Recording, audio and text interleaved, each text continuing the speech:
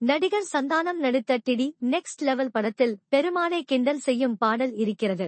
நடவடிக்கை எடுக்க வேண்டும் என்று சேலத்தில் வக்கீல்கள் போலீசில் புகார் அளித்துள்ளனர். இது குறித்து சென்னையில் நடிகர் சந்தானம் பேசுகையில், நான் திருப்பதி பெருமாள் பக்தன்.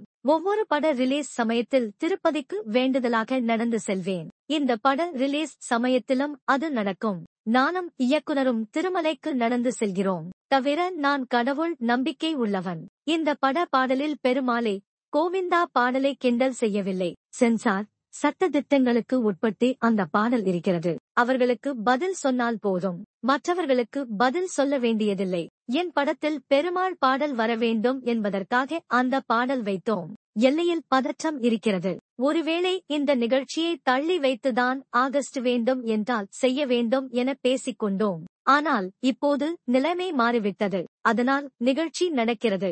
தயாரிப்பாளர் ஆர்யா எனக்கு கேட்டதை விட அதிகமாக கொடுத்து விட்டார். தயாரிப்பாளராக இருக்கும் பொழுது ஆர்யாவுக்கும் எனக்கும் சண்டை வரும். எனக்கு ரொம்ப போர் அடித்தால் ஈஷா கிளம்பி போய் விடுவேன். அப்போது ஆர்யா சத்குரு கிட்ட காசு வாங்கி தா கூறுவார். இந்த படத்தில் வரும் காக்க காக்க பட உயிரின் உயிரே பாடலை பார்த்து சூர்யா, ஜோதிகா கோபப்பட மாட்டார்கள்.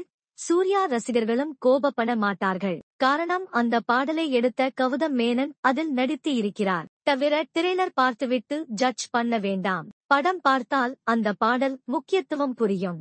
நண்பன் சிம்புக்காக மீண்டும் அவர் படத்தில் காமெடியனாக நடிக்கிறேன். அதேபோல் நண்பர் பார்த்தா வா எனக்காக பிரச்சாரம் செய் என் உதயநிதி அழைத்தால் எனக்கு சில விஷயங்கள் செட்டானால் அவருக்காக வரும் தேர்தலில் பிரச்சாரம் செய்வேன். இதில் எனக்கு அம்மாவாக கஸ்தூரி நடித்து இருக்கிறார். அவருக்கு அந்த கேரக்டர் பிடித்து இருந்ததால் நடிக்க ஓகே சொன்னார். அவர் போர்ஷனை ரசிப்பீர்கள். இதில் யார் கெஸ்ட் ரோலில் நடித்தார்கள் என்பது சஸ்பென்ஸ் என்றார்.